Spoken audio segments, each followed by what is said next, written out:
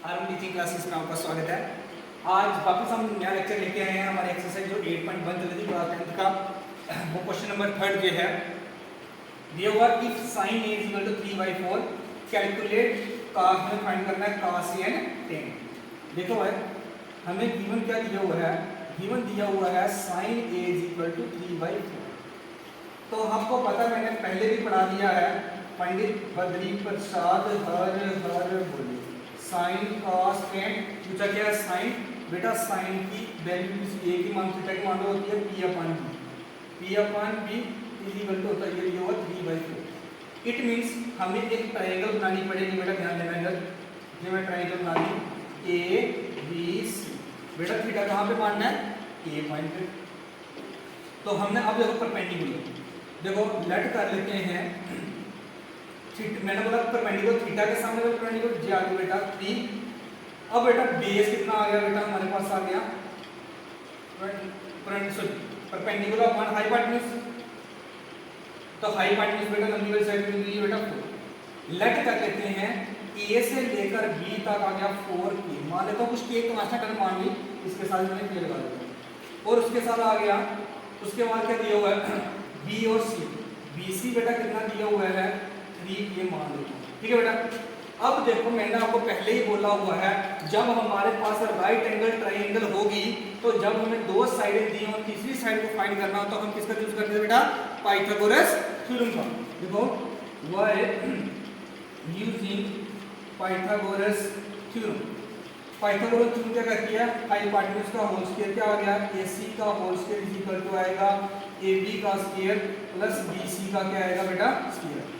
ठीक है बेटा, सब बच्चों को जहां तक समझ आ गई होगी। ये बेटा अब ध्यान देना आगे।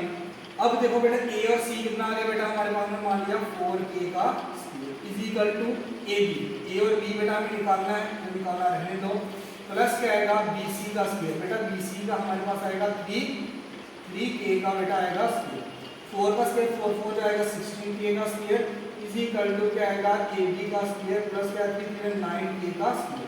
अब बेटा 16k स्क्वायर इधर 9 है, प्लस का इधर कितना 9k का स्क्वायर इज इक्वल टू आएगा AB का स्क्वायर बेटा। अब 16 में से 9 निकालते बचेगा 7k का स्क्वायर इज इक्वल टू आएगा बेटा AB का स्क्वायर। जब AB का स्क्वायर निकालने के लिए यहाँ पे हो जाएगा स्क्वायर रूट 7, यहाँ पे स्क्वायर रूट k का स्क्वायर हो जाएगा। AB का हो जाएगा रूट 7k, आगे सिंपल क्या स्क्वायर रूट कैंसिल हो जाएगा। इट मींस AB की वैल्यू आएगी हमारे पास रूट 7 के मान लो कहां से। अब बेटा हमें निकालनी किसकी वैल्यू? ध्यान देना, cos a and tan। बेटा cos a and tan, ध्यान देना बेटा। इधर मैंने आपको पहले पढ़ा दिया, पंडित बद्री प्रसाद हर बोले sin cos tan। बेटा हम पहले क्या निकालना है? cos होता है base अपॉन हाइपोटेन्यूज। बेटा base अपॉन हाइपोटेन्यूज। बेटा व्हाट इज बेस? बेस का काम कौन कर रहा है बेटा? रूट 7 अपॉन हाइपोटेन्यूज लंबी वाली साइड कितनी आ गई बेटा? 4। अब बेटा सुनो, tan a होता है p अपॉन बेटा b। ध्यान देना p अपॉन b। बेटा परपेंडिकुलर क्या आएगा? थीटा के सामने वाली साइड परपेंडिकुलर क्या आएगा? 3 अपॉन बेस क्या आएगा? रूट 7। तो ये क्वेश्चन नंबर हमारा ऑलरेडी कंप्लीट हो गया। क्वेश्चन नंबर 4 ध्यान देना बेटा, गिवन क्या दिया हुआ है? ध्यान देना बेटा, given that 15 cot a equal to दिया हुआ है 8। तो बेटा हमें cot a की वैल्यू निकालती, वो आएगा 8 अपॉन क्या आएगा बेटा? 15 आ गया। तो बेटा देखो, मैंने आपको बार बार कह रहा हूँ, इस चीज को याद कर लो। पंडित बद्री प्रसाद हर बोले sign cos tan cosec sec cot। बेटा cot किसके बराबर होता है? ध्यान देना, cot a मान लेता हूँ, थीटा जो भी था वो होता है b upon p। cos theta होता है b अपॉन p। tan का बेटा जस्ट अपोजिट। ये हो जाएगा 8 अपॉन बेटा 15। क्या हो जाएगा? 8 अपॉन 15। इट मींस अब जहां पे मुझे एक ट्रायंगल बनानी पड़ी, कौन सी ट्रायंगल बनानी है बेटा? Right angle triangle. अब तो थीटा a पे लेना है ABC। बेटा अब ये बात समझने वाली है, मैं थीटा कहां पे लूंगा? जहां cot के आगे जो मेंशन किया a पे, तो यहां पे मुझे क्या लेना पड़ेगा? थीटा। तो ध्यान रखना, इट मींस bs की वैल्यू मेरे पास क्या आ गई बेटा? 8 और परपेंडिकुलर की थीटा परपेंडिकुलर होता है थीटा के जस्ट अपोजिट, तो क्या आएगा बेटा? 15। ठीक है बेटा। अब मान लेता हूँ लेट कर लेता हूँ ए से लेकर बी तक दिया हो हमारे पास 8k, मान लेता हूँ इसको एक मान लिया है, ये लगा दो तो कांस्टेंट लगा देता हूँ इसके आगे भी, और बी और सी को क्या मान लेता हूँ 15k, और उसके बाद फाइंड क्या मुझे क्या करना है बेटा, ए सी को मुझे फाइंड करना है। तो मुझे ए सी को जब मैंने बोला कि जब हमें राइट एंगल ट्राइंगल की दो साइड दी हो, थर्ड साइड को फाइंड करना है तो मुझे क्या यूज करना पड़ेगा, वाई यूजिंग क्या करना पड़ेगा बेटा, पाइथागोरस थ्योरम। ठीक है बेटा, ध्यान देना आप सारे बच्चे। पाइथागोरस थ्योरम कहती है हाइपोटेन्यूज का होल स्क्वायर क्या आएगा बेटा, AC का whole square is equal to आएगा AB का स्क्वायर प्लस क्या आएगा बेटा, BC का बेटा आएगा स्क्वायर।